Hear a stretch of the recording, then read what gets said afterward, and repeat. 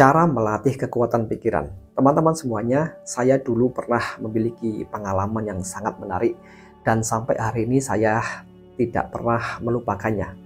Pengalaman itu sekitar 10 tahun yang lalu ya. Di saat itu malam hari sekitar jam 9, saya sudah mulai mengantuk dan saya bersiap-siap untuk tidur. Begitu sudah berada di atas ranjang, saya tidak langsung tidur, melainkan saya bersila terlebih dahulu.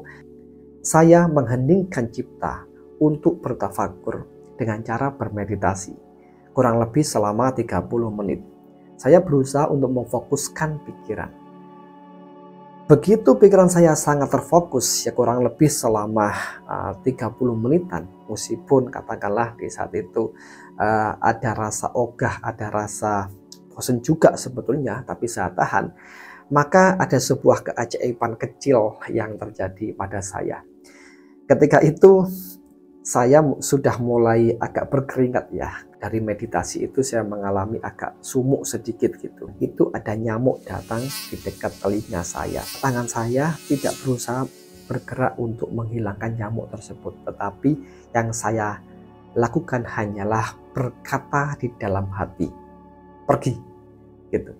Saya mengatakan pergi ini kepada nyamuk yang mendekat ke telinga saya. Apa yang terjadi? Nyamuk tersebut langsung pergi begitu saja dan tidak mau kembali. Nah, dari kejadian ini saya merasa terheran-heran. Kok bisa hanya dengan berkata dalam hati, dengan perkataan yang tegas dan sangat terfokus, itu bisa mengusir nyamuk. Bagaimana kalau kekuatan ini kita gunakan untuk afirmasi diri? Misalkan untuk menjadikan diri kita menjadi orang yang penuh pesona, menjadi orang yang penuh karismatik, atau menjadi orang yang lebih cerdas, lebih unggul, lebih sukses begitu. Apakah itu bisa kita lakukan? Jawabannya adalah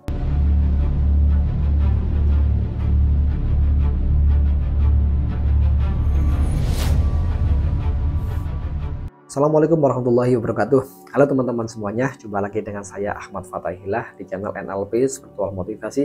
Dan pada kesempatan kali ini kita akan belajar bagaimana menggunakan kekuatan pikiran kita, tentunya dengan teknik meditasi.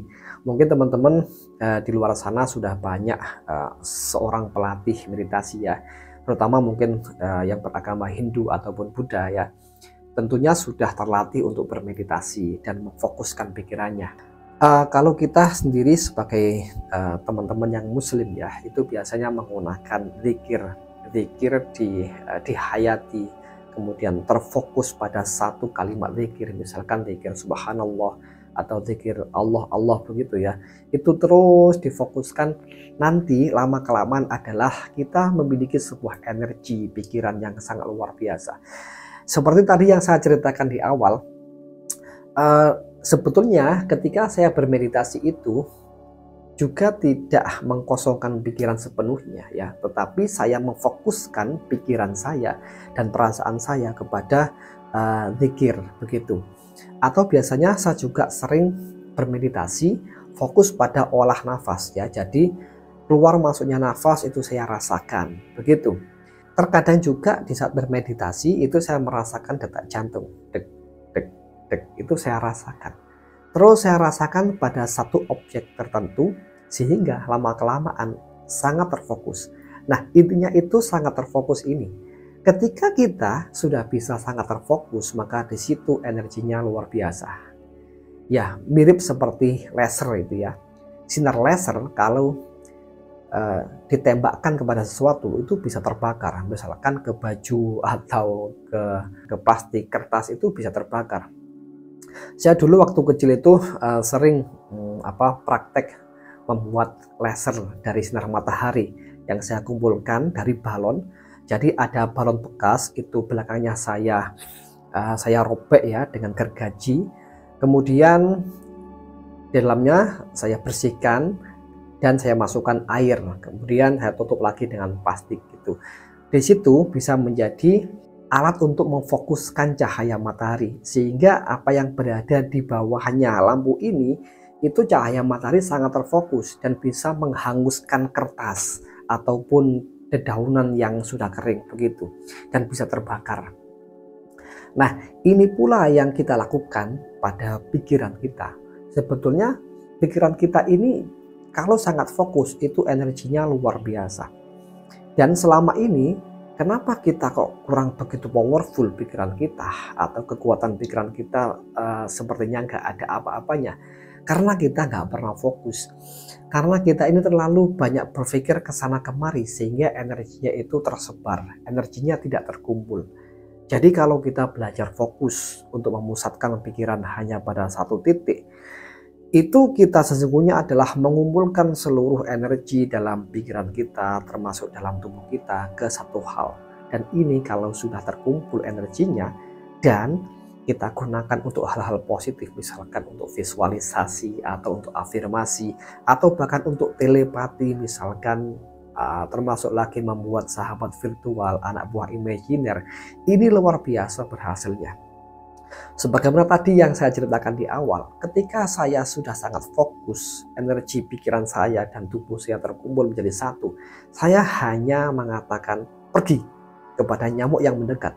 Maka nyamuknya seolah-olah ada energi yang menyuruhnya pergi. Dan anehnya, nyamuk itu tidak kembali.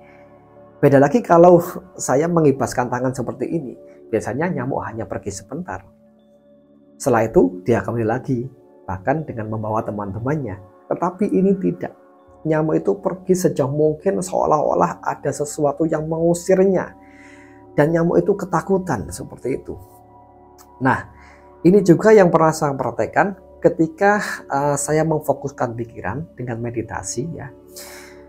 Kemudian begitu sudah sangat fokus, maka saya berafirmasi untuk apapun yang saya inginkan dalam hidup ini, terutama untuk sikap saya pribadi, untuk kecerdasan saya pribadi, termasuk juga untuk rezeki saya pribadi. Itu ada hasil yang signifikan, ada hasil yang begitu nyata. Nah, pertanyaannya sekarang adalah bagaimana caranya kita bermeditasi atau kita memusatkan pikiran. Di sini saya tidak mengajari teknik bermeditasi ya, karena di luar sana banyak sekali guru meditasi, terutama mungkin dari kalangan agama Hindu ataupun Buddha sudah banyak sekali. Kalau saya pribadi sebagai Muslim itu biasanya menggunakan zikir. Saya bersila sehabis sholat 5 waktu. Begitu bersila, saya memejamkan mata, kemudian mata saya arahkan ke atas, tapi dengan tetap terpejam. Nah, kenapa demikian? Karena saya pernah membaca sebuah penelitian, kalau mata diarahkan ke atas, kemudian kelopak mata kita menutup, itu otak kita mengeluarkan gelombang alfa, begitu, sehingga lebih mudah untuk fokus. Nah, disitulah saya baru melantunkan kalimat zikir, atau saya merasakan nafas gitu. Tentunya dengan kondisi lingkungan yang tenang dan nyaman supaya tidak banyak gangguan.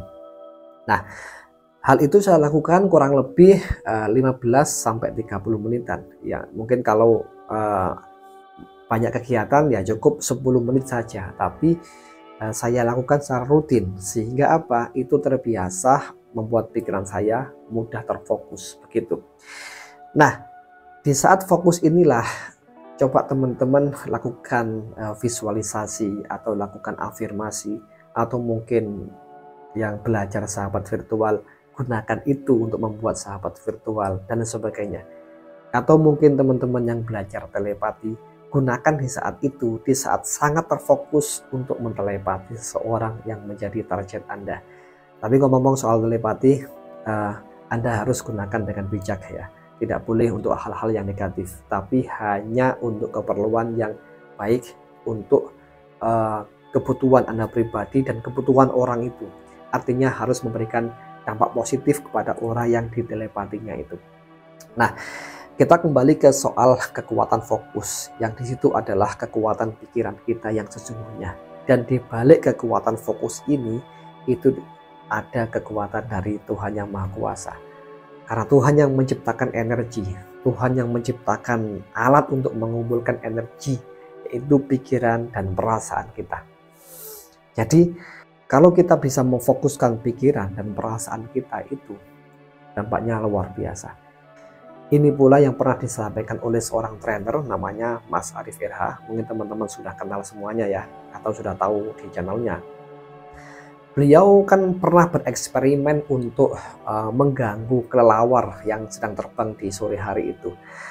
Katanya sih, kelelawar itu sangat peka dengan energi, sehingga kalau kita ganggu dengan memfokuskan pikiran, seolah-olah di langit itu ada tembok besar yang menghalanginya, maka si kelelawar itu tidak bisa terbang dengan lancar, seolah-olah seperti ada intervensi gitu, terbangnya itu seperti mau jatuh atau menukik atau itu terpental ke belakang seperti itu. Nah, itu adalah kekuatan fokus ya, sehingga apa yang dibayangkan itu seolah-olah memang ada nyata.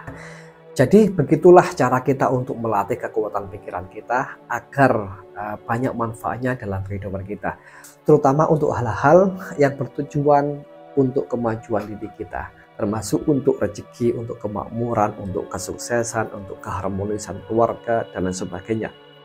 Oke teman-teman, sekian dulu, semoga bermanfaat apa yang saya ceritakan dari awal dan bisa dicoba di rumah ya. Ini tentunya tidak perlu guru secara khusus, tapi kita bisa berlatih secara mandiri.